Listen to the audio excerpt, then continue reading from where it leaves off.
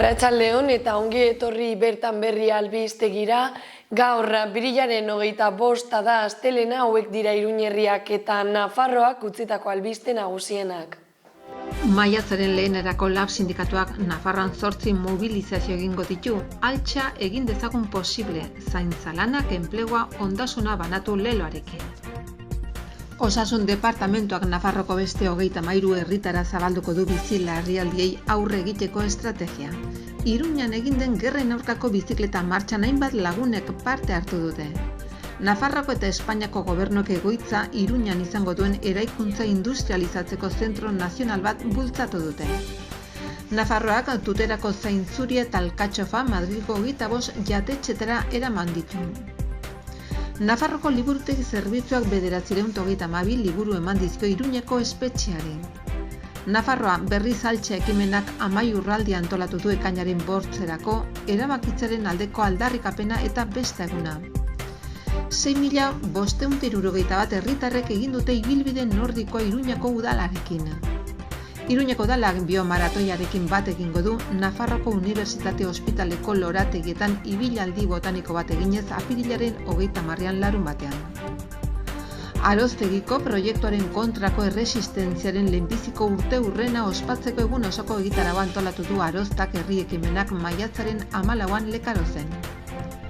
Sexu eta genero aniztasuna lantzen dituzten 5 film labur proiektatuko ditu berdintasun zerbitzuak asteartean Elizondoko kulturretxean Arizkunenean.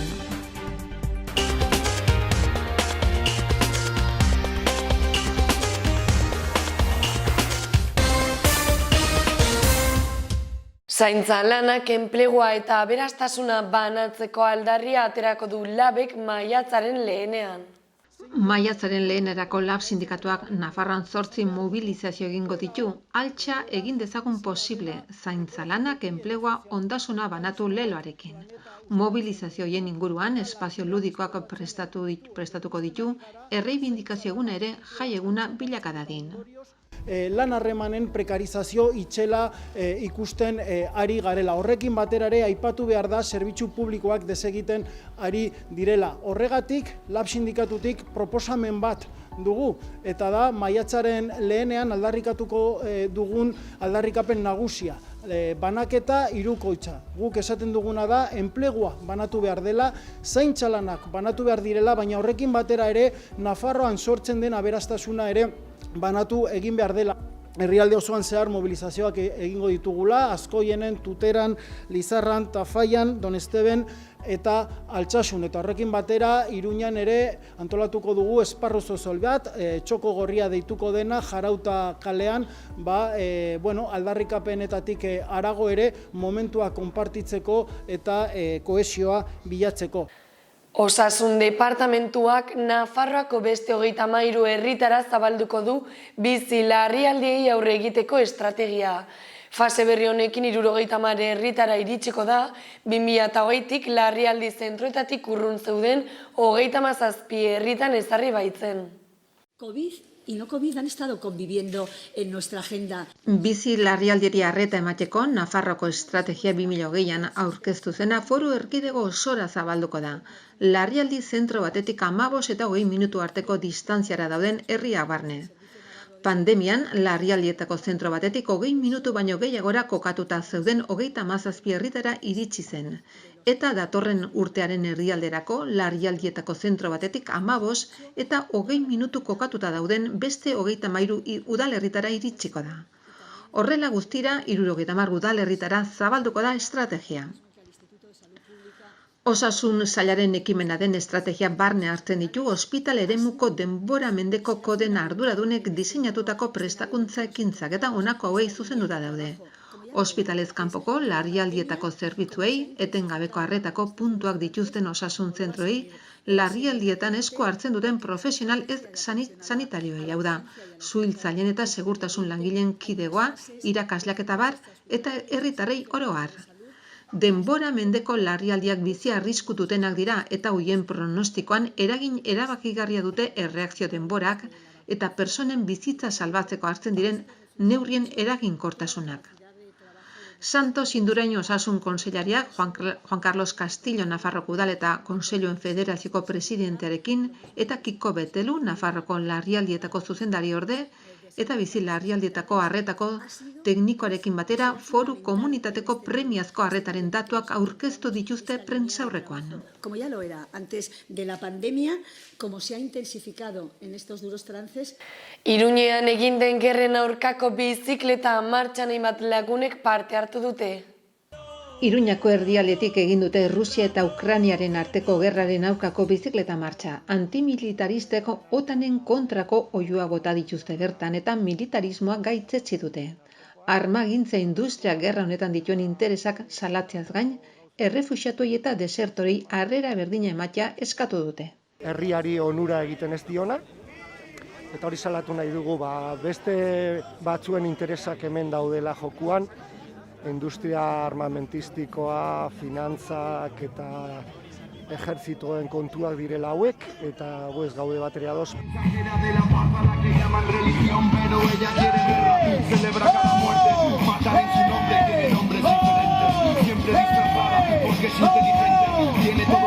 Ella elige al presidente, fieles sirvientes le llevan de comer, sufrimiento humano a cambio de poder.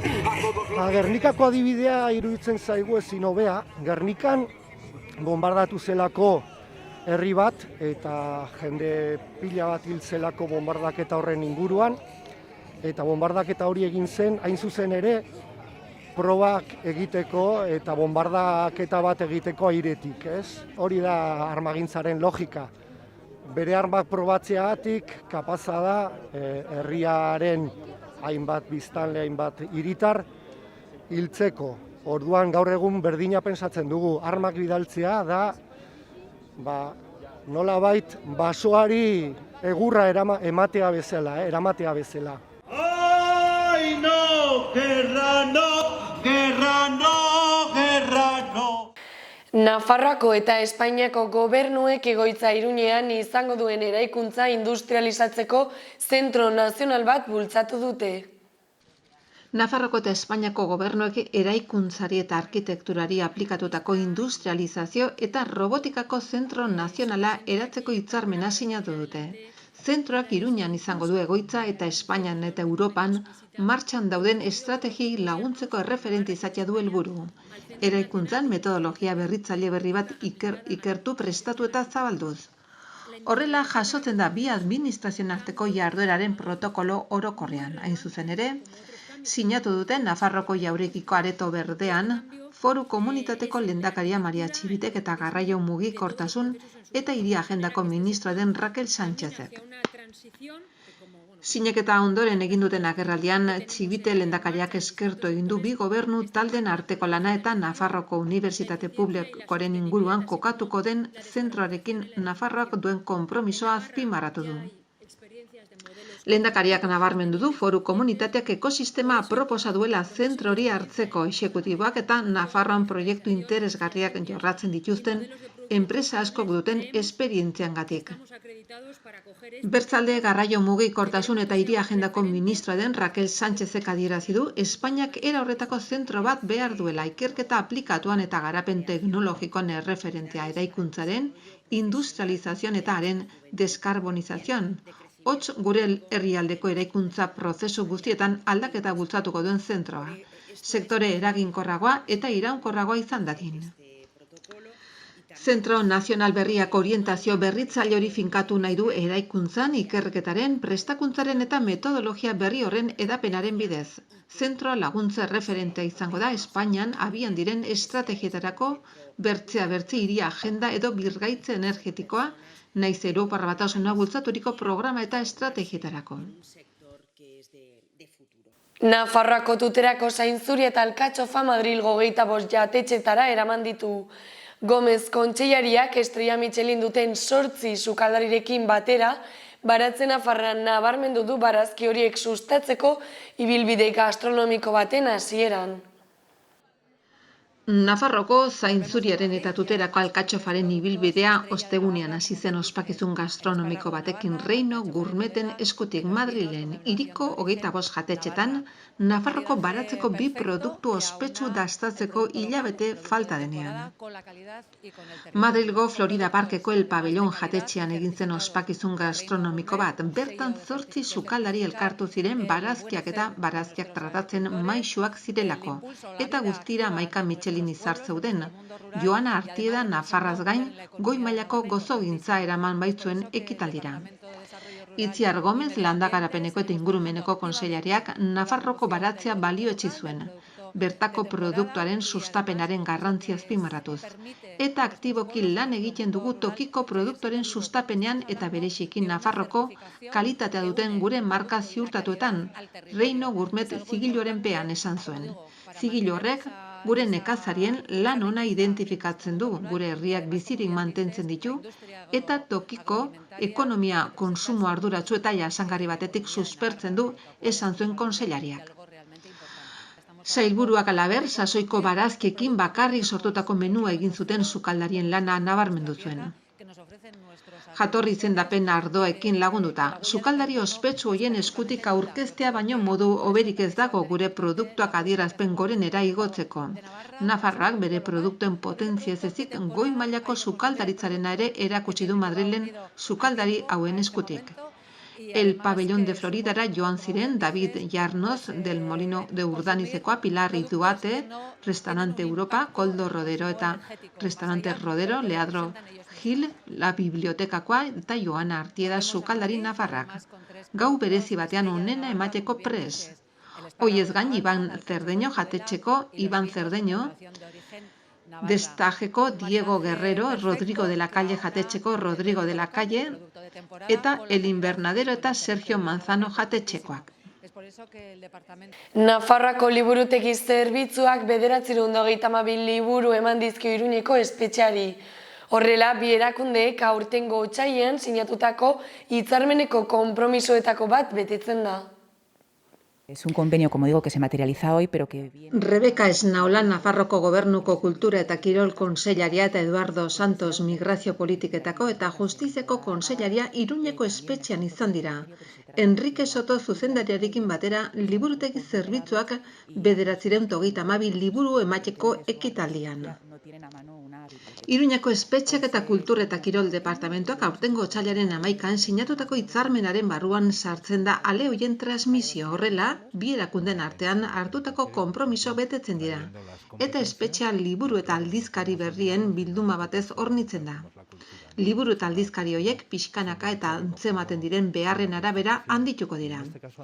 Ekitaldian izan dira, halaber Asunción Maestro Nafarroko liburutegi zerbitzuko zuzendaria, Jorge Ollero, zigor betearazpeneko eta justizia restauratiboko zerbitzuko zuzendaria, Virginia Oiarzun liburutegi zerbitzuko informazio baliabideen bulegoko burua eta Marta Miñana espetxeko zuzendari ordea. Ematxaz gain, apirilaren 23an ospatu den liburuen nazioarteko egunarekin bat egin du Euskal Etxeak Asun Maestre liburutegi zerbitzuko zuzendariak eta bi presok literatur zatiak irakurri dituzte bertan. Nafarroa berriz altxa ekimenak Amaiurraldia antolatu du ekainaren 5erako erabakitzaren aldeko aldarrikapena eta besta eguna. Amaiurraldia antolatu du Nafarroa berriz altxak aldarrikapen eta besta eguna baztanen. Amaiurko gaztelua izan zenaren oinean eman dute prentsaurrekoa larun batean. Nafarroa eta bereziki baztan bailarako herritarrak elkartu dira. Nafarroa berriz altxak Amaiurko batailaren 500. urteurrenetik egun gutxira prestatu dituen ekitaldien berri emateko. Azpimarratu dutenez, ekitaldiok bailara hontan gauzak egiten diren moduan antolatu dira. Auzolanean bertako bizilagun eta herri mugimenduekin elkarlan bat lortuz. Ekainaren 5an Amaiurko zelaiak mezu garbi batekin beteko dituzte. Gure arbasoi egin diezaiokegun omenaldirik onena da eta izanen da errepublika aske eta burujabe batera eramanen gaituen burujabetza prozesu propio eta herri bat eraikitzean, non dena erabaki ahal izanen dugun, adierazi dute prentsaurrekoan. Ez da inondik ere kapritxo bat. Gure ustez 21. mendean subiranista izatea behar bada. Ekainaren 8an Amaiurko zelaiak mezu garbi batekin beteko ditugu. Gure arbasoei egin diezaiekegun omenaldirik onena da eta izanen da, Errepublika aske eta burujabe batera eramanen gaituen burujabetza prozesu propio eta herritar baten eraikuntza, non dena erabaki ahal izanen dugun. Amaiurraldia da gure ekarpena. Gure seme laben irribarre. 6.561 herritarrek egin dute ibilbide nordikoa Iruñeko udalarekin. Iruña izan zen jarduera osasungarri hori programatu zuen Espainiako lehen hiria duela 15 urte eta konfinamenduan bakarrik gelditu da bertan behera jarduera.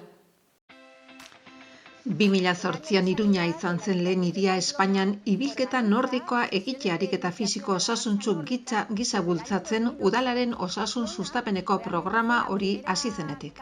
Iruñeko udalak alternatiba hori eskaini du etenik gabe.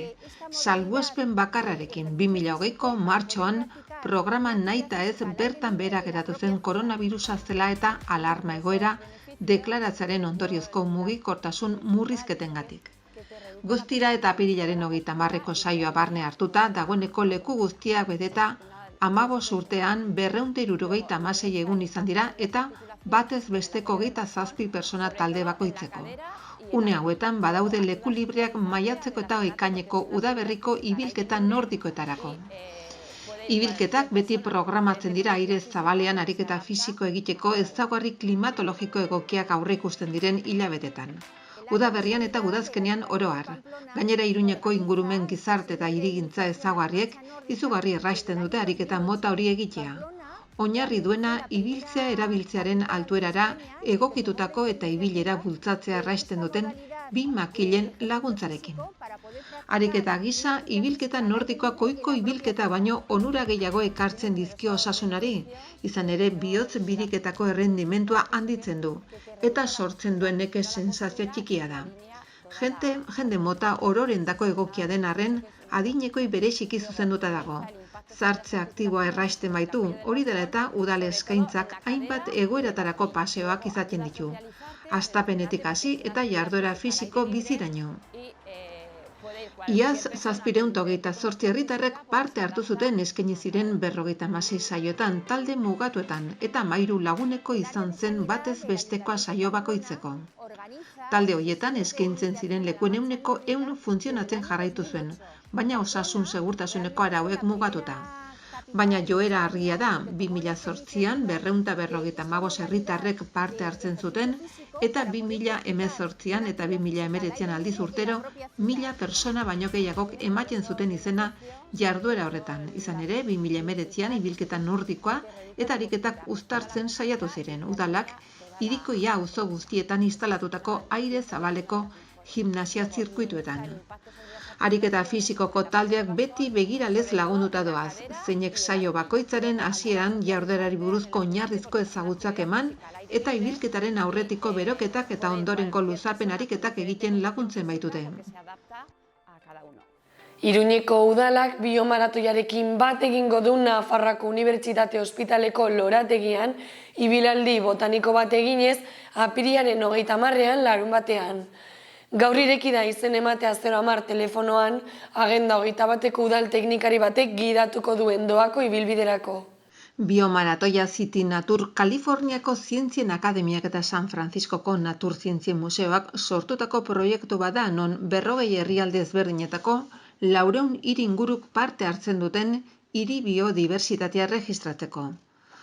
Ostiral honetan, apirilako 29 eta maiatzaren 2 arte proposamen hau egingo da. Safari jasangarritik ateratzea, gizakiak zenbat espezierekin bizi diren jakiteko eta formula kolaboratibo eta digital baten bidez egiteko. Hitzordua aprobetxatuz, Iruñeko udalak, Nafarroko Unibertsitate Publikoak eta Nafarroko Unibertsitateko Zientzia Museoak egin duten bezala, biodibertsitatearekin eta hiriko natura ondarearen balorazioarekin lotutako ingurumen sensibilizazioko jarduera bat antolatu du. Kasu honetan, eskaintza Nafarroko Unibertsitate Ospitaleko lorategietan zehar ibilaldi botaniko bat egitea da.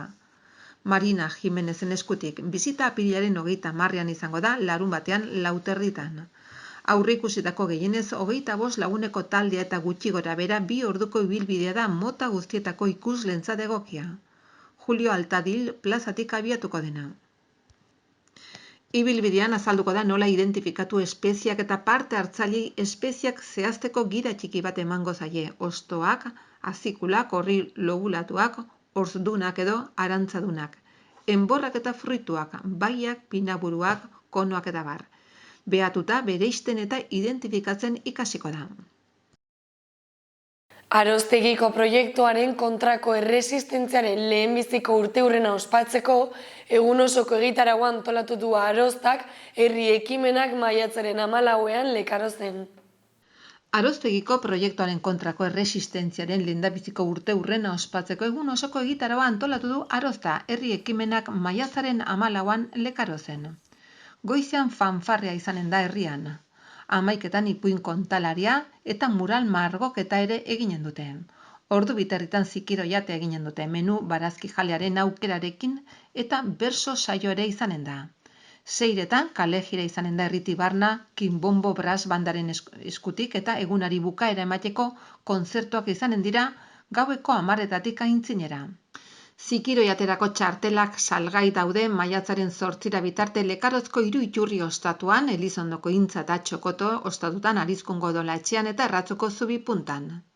Bestetik, maiatzaren 11an berriz, aurrek porrotxekin kantatzeko eta jostatzeko aukera izanen dute herrian 5etan hasiko den ikuskizunean. Sexu eta generoa aniztasuna lantzen dituzten 5 film labur proiektatuko ditu berdintasun zerbitzuak bihar asteartean Elizondoko kulturretxean. Apirilaren 26a ikusgarritan zuen lesbikoren nazioarteko eguna dela eta Baztango berdintasun zerbitzuak hainbat film labur proiektatuko ditu. Bertan zinegoak Bilboko gai lesbi trans nazioarteko zinema eta arte eszenikoen jaialdiko film laburrak proiektatuko dira Arizkuneneako hitzaldi aretoan, arratsaldeko 6etatik 7:30. 5 film labur ikusiko dira. Elsa, berak baleki, azaletik azalera, ilunabarrian esan eta okupa. Hauek izan dira gaurko albiste nagusienak, eskerrik asko zuen arretagatik eta bihar arte.